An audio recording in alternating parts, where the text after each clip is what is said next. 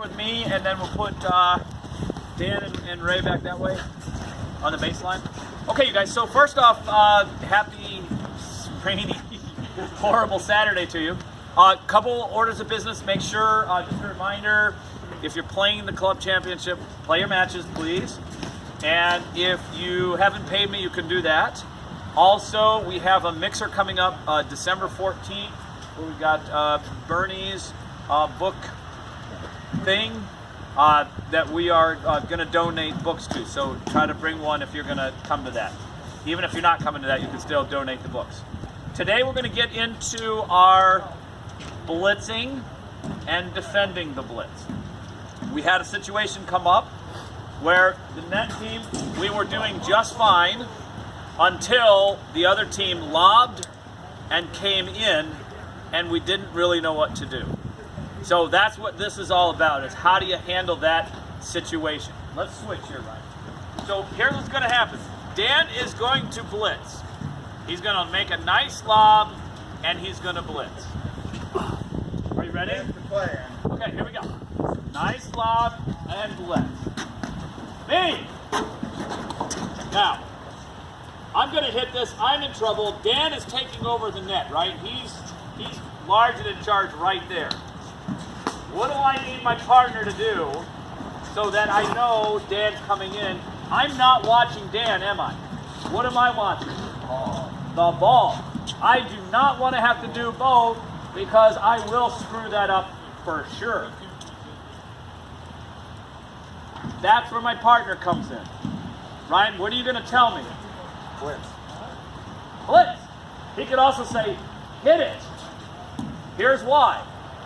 If Dan comes in and I'm back this far and I do what all good coaches tell you to do, which is hit the side head, the low overhead, the push overhead to buy time, watch what happens.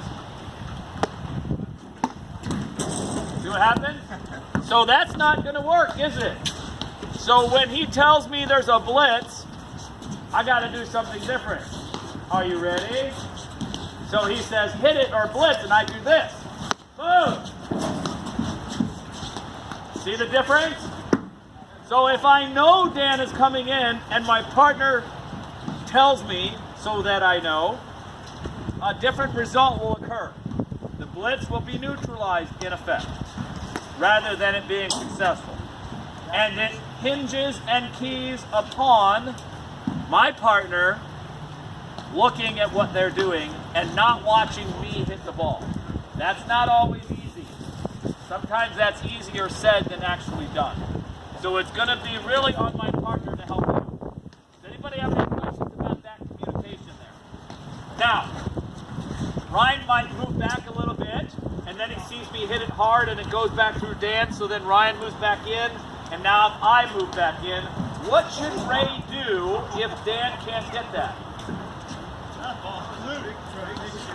You're going to lob it back to give Dan time to come back. Right. So you would not stay over in your corner when he blitzes. You slide to the middle, and now we're ready to cover anything.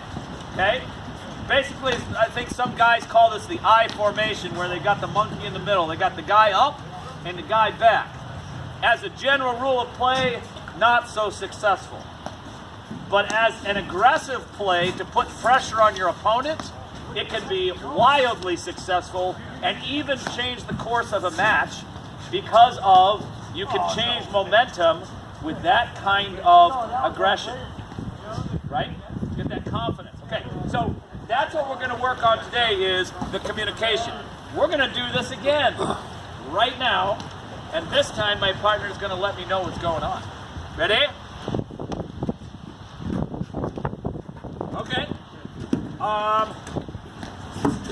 Lob demo, take 3. Cut that part. Me! Blitz. You! You! Me! Pretty good stuff. I'd like to see you lob that ball so that you can slow it down and it doesn't come back at you fast. But that's exactly how to handle that. Now, the question has come up. Who should blitz? which one of you should come in? I mean, I'm asking Dan to do it, but should he really? I mean, should Ray blitz or should they both blitz? How does that work out? The answer is generally the guy who hits the lob kind of knows if it's a decent lob or not, more than the other guy. Like, he knows a little sooner. So a lot of times it is the guy who makes the lob that blitzes. But on different teams, you might have, you know, a fighter and a lover. You might have a blitzer and a guy who doesn't like to blitz. So the guy who generally likes to blitz probably will be more aggressive in general. It doesn't mean it always has to be. And I certainly want all of you to have this skill, this weapon in your arsenal as you're playing. So keep in mind, either one of you can blitz. I don't want both of you blitzing at the same time, because if they get the ball through you, there's nobody back there to help. So one guy can cover a lot of space at the net and take over. Now, another rule of thumb. So Dan comes in, let's say you've already blitzed.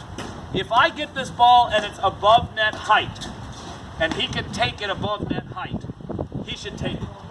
If I get that ball net height or below, he should let it go through. So anything down here, he needs to let it go through and Ray will get it. But anything up here, that's in. Okay, not a frozen rope line drive that's going to hit the back screen on the fly. I mean, don't go for the out balls, please. Okay? But a ball that's comfortable for him to take in his window, he takes. A ball that's lower than the net, just let it go through. I've seen people do the thing and they let it go through and then their partner gets it and lobs it and they come back and the point cycles through and does it again. So, this is a great play. I want us to really practice this and use this. Let's get to it.